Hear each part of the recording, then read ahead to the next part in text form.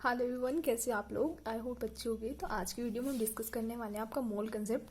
देखो बहुत ही इंपॉर्टेंट है ये। अगर आप फिजिकल केमिस्ट्री पढ़ रहे हो तो आपको ये कंसेप्ट अच्छे से आना चाहिए, तभी आप आगे फिजिकल केमिस्ट्री फर्दर कर सकते हो। ठीक है, तो स्टार्ट करते हैं। इस वीडियो में बेसिक टर्म्स में थोड़ी थोड़ी डिस्कस करूंगी क्योंकि बच्चों को थोड़ी कन्फ्यूजन रहती है। तो स्टार्ट करते हैं आपकी वीडियो। देखो फर्स्ट फॉर्मूला है, जो सबसे इंपॉर्टेंट फॉर्मूला है, वो आता है आपका नंबर ऑफ मोल्स निकालने का। ठीक है, अब नंबर ऑफ मोल्स निकालने के ना बहुत सारे फॉर्मूले होते हैं, तो मैंने सबको एक ही में लिख दिया।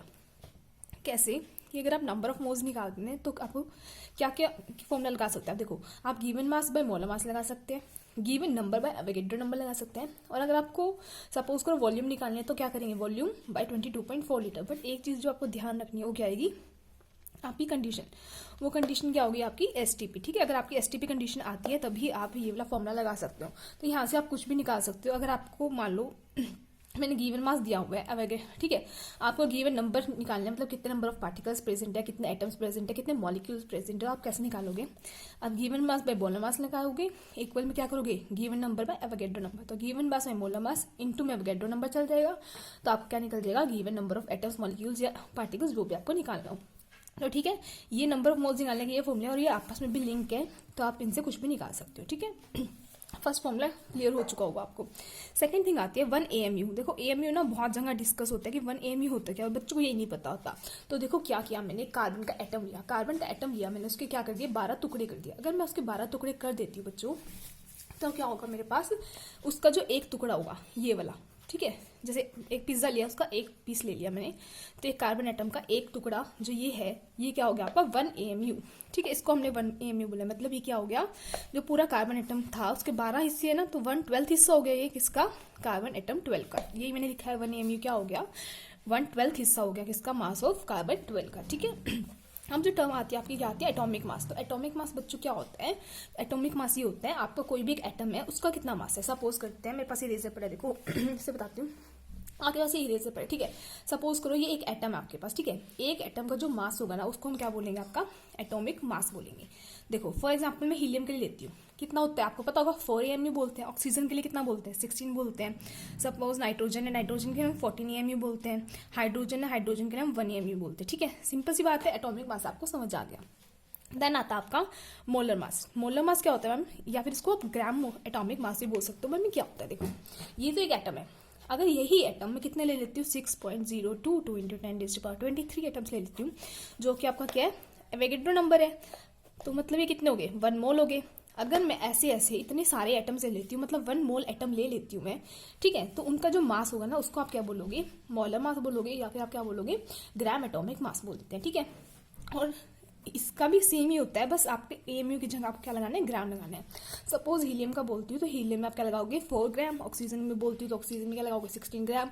नाइट्रोजन में बोलते हो, नाइट्रोजन में क्या लगाओगे, 14 ग्राम। ठीक है, अब आता है मॉलिक्यूलर मास। अब मैम मॉलिक्यूलर मास क्या होता है, मॉलिक्यूलर मास भी वही होता है जो आपका एटॉमिक मास होता है, बट यहाँ पे हम किसका डिस्कस कर रहे हैं, एक एटम का, और यहाँ पे हम डिस्कस कर रहे थे एक मॉलिक्यूल का। आई होप आपको एटम और मॉलिक्यूल में डिफरेंस पता है। एटम तो मान लो सपोज एक हाइड्रोजन हो गया, और मॉलिक्यूल क्या हो गया आपका, H2O।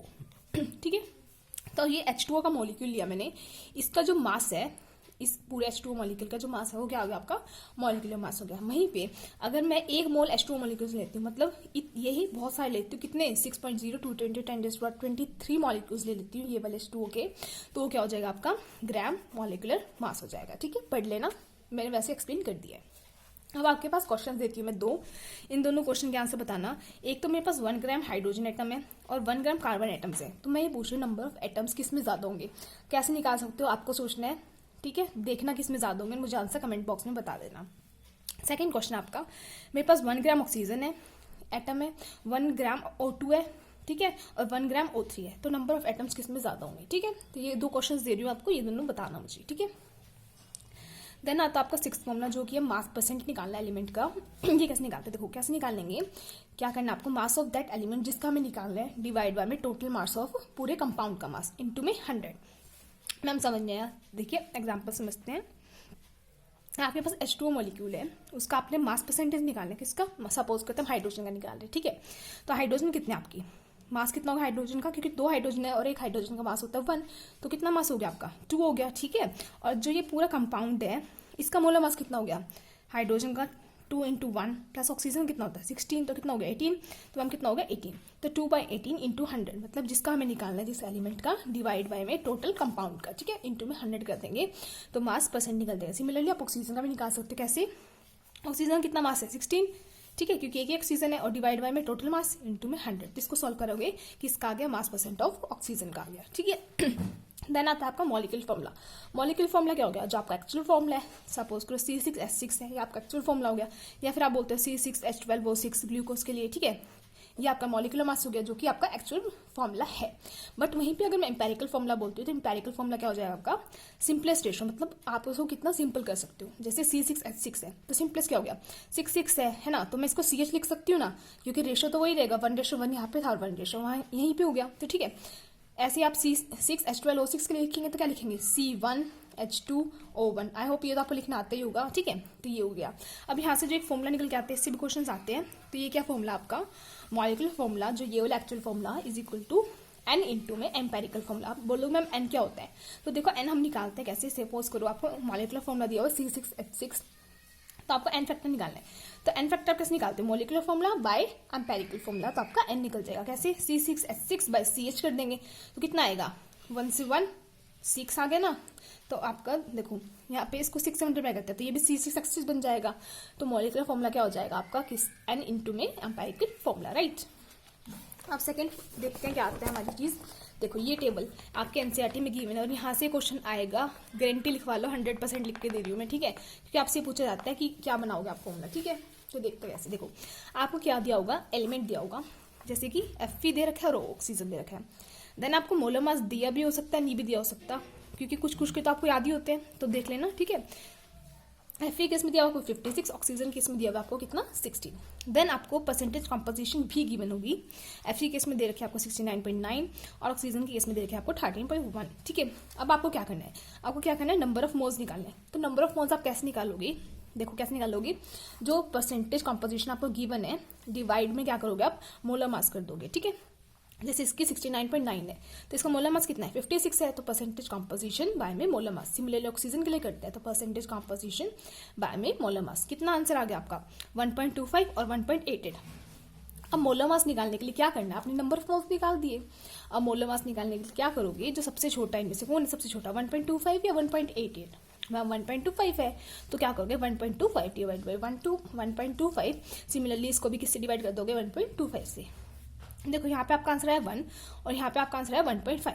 तो देखो ये सिंपलेस्ट तो नहीं है ना, हमें क्या बनाना है सिंपलेस्ट बनाना है। तो नेक्स्ट स्टेप ये रहता है कि आपको क्या करना है सिंपलेस्ट होल नंबर में कन्वर्ट करना है। तो कैसे करोगे, देखो इसको किससे मल्टीप्लाई करें हम कि ये होल नंबर बन जाए, 2 से कर दो मैम 3 बन जाएगा। तो जिससे आपने इसको मल्टीप्लाई किया है ऊपर वाले को भी उसी से मल्टीप्लाई करेंगे। तो क्या आ गया 1 × 2 = 2 एंड 1.5 × 2 = 3। तो क्या आ गया Fe2 ऑक्सीजन 3। तो आपका फॉर्मूला बन गया Fe2O3। ये क्वेश्चन एनसीईआरटी में से प्रैक्टिस करना, ठीक है, बहुत इंपॉर्टेंट है ये और बहुत ही सिंपल है, जितना इंपॉर्टेंट है उतना ही सिंपल है, ठीक है, ठीक है। अब नेक्स्ट हम समझते हैं लिमिटिंग रीएजेंट। देखो इसकी मैं स्पेशल वीडियो बनाना चाहूंगी क्योंकि बहुत ही अच्छा टॉपिक है ये, बट ठीक है आप इसको या तो आप अपने थोड़ा कहते हैं ट्रिक से कर सकते हो या फिर आप लॉजिकल माइंड लगा सकते हो। तो लॉजिकल तो हम किसी वीडियो में समझेंगे, बट फिलहाल मैं ट्रिक बता देती हूँ आपको जिससे कि आप एग्जाम में कर सको क्वेश्चन। देखो सपोज करो मेरे को क्या दिया हुआ है 2H2 + O2 गिव्स 2H2। मेरे को ये रिएक्शन गिवन है, ठीक है, और मेरे को नंबर ऑफ मोल्स भी गिवन है क्वेश्चन में कि क्या है नंबर ऑफ मोल्स। H2 के कितने हैं 10 है और ऑक्सीजन के कितने नंबर ऑफ मोल्स आपके 8 मोल्स है, राइट। अब मैं कह रही हूँ मुझे ये बताना है इसमें कि आपका लिमिटिंग रिएजेंट कौन होगा, ऑक्सीजन या फिर हाइड्रोजन। तो आप कैसे बताओगे, तो आप कैसे बताओगे, फर्स्ट स्टेप क्या आपका जितने गिवन नंबर ऑफ मोल्स है वो लिखोगे दोनों के, डिवाइड में क्या करोगे उसकी स्टोइचियोमेट्री। स्टोइचियोमेट्री क्या होती है, जो उसके आगे लगी होती है, मीन्स ये है ना। तो देखो given number of moles hydrogen के केस में कितने हैं 10, ऑक्सीजन के केस में कितने हैं मैम 8 है, लिखा। देन क्या करेंगे उसकी स्टोइचियोमेट्री से डिवाइड करेंगे। इसकी कितनी है 2 है तो लिखा 2, इसकी कितनी है 1 है तो लिखा 1। देन क्या करेंगे 5 आया, इसका 8 आया। जो नंबर में कम आएगा, अब यहाँ पे 5 आया यहाँ पे 8 आया, तो कौन छोटा है 5 छोटा है ना, तो जो नंबर में कम आया वो लिमिटिंग रिएजेंट हो जाएगा, ठीक है। ये बिन ऐसे करके देखना लिमिटिंग रिएजेंट, ऐसे मत बोल देना कि मैम यहाँ पे तो 2 है यहाँ पे 1 है तो ऑक्सीजन हो गया लिमिटिंग रिएजेंट, ऐसे नहीं होगा। जरूरी नहीं है कि हर केस में आपका हाइड्रोजन लिमिटिंग रिएजेंट हो, आपके क्वेश्चन के ऊपर डिपेंड करता है। अब देखो यहाँ पे तो 5 और 8 आया, ऐसे भी तो हो सकता है 8 8 आ जाए, तो उस केस में क्या होगा, या फिर मतलब सेम डिजिट आ जाए, तो उस केस में क्या होगा, आपका कोई भी लिमिटिंग रिएजेंट नहीं होगा, दोनों इक्वली खत्म होंगे। और या फिर ऑक्सीजन लिमिटिंग रिएजेंट बन जाए तो कुछ भी पॉसिबिलिटीज तो हो ही सकती है ना। देन आता है आपका क्या, 2H2 plus O2 gives 2H2। इसमें आपको क्या दिया होगा, आपको मास गिवन होगा। यहाँ पे तो आपको नंबर ऑफ मोल्स गिवन थे, है ना, बट यहाँ पे आपको क्या गिवन होगा, मास। अगर आपको मास गिवन है तो क्या करेंगे आप, गिवन मास बाय मोलर मास कर देंगे। आपको पता है H हाइड्रोजन का कितना मास होता है, 1 होता है मैम, और 2 हाइड्रोजन है ना, 2 है ना, तो कितना हो जाएगा, 2 हो जाएगा मोलर मास। ऑक्सीजन कितना होता है मैम, 16 होता है, और 2 ऑक्सीजन है तो 16 × 2 इज इक्वल टू 32 हो जाएगा। तो गिवन मास बाय मोलर मास, यहाँ से क्या आ गया, आपके नंबर ऑफ मोल्स आ गए। अब जो क्वेश्चन बन गया ये ऊपर की तरह बन गया, अब नंबर ऑफ मोल्स तो आ ही गए आपके पास, मतलब गिवन हो गया भाई, ठीक है। अब क्या करोगे, उसको उसकी स्टोइचियोमेट्री से डिवाइड कर दोगे, किया हमने स्टोइचियोमेट्री से डिवाइड, तो क्या आया, ऑक्सीजन कम आया ना, 5 बड़ा है 2 छोटा है, तो अब आपका जो ऑक्सीजन है वो आपका क्या हो गया, लिमिटिंग रिएजेंट हो गया। देखो मैंने आधा चैप्टर कवर करवा दिया है, आधा मैं नेक्स्ट वीडियो में करवाऊंगी, अदरवाइज ये वीडियो बहुत लेंथी हो जाएगी, ठीक है। तो मैं इस वीडियो को अभी यहीं पे स्टॉप कर रही हूँ, बाकी हम नेक्स्ट वीडियो में डिस्कस करेंगे। तब तक के लिए पढ़ते रहो, अगर वीडियो अच्छी लगी हो तो कमेंट कर देना, और जो मैंने क्वेश्चन पूछे उनका आंसर भी दे देना। Okay, thank you so much for watching.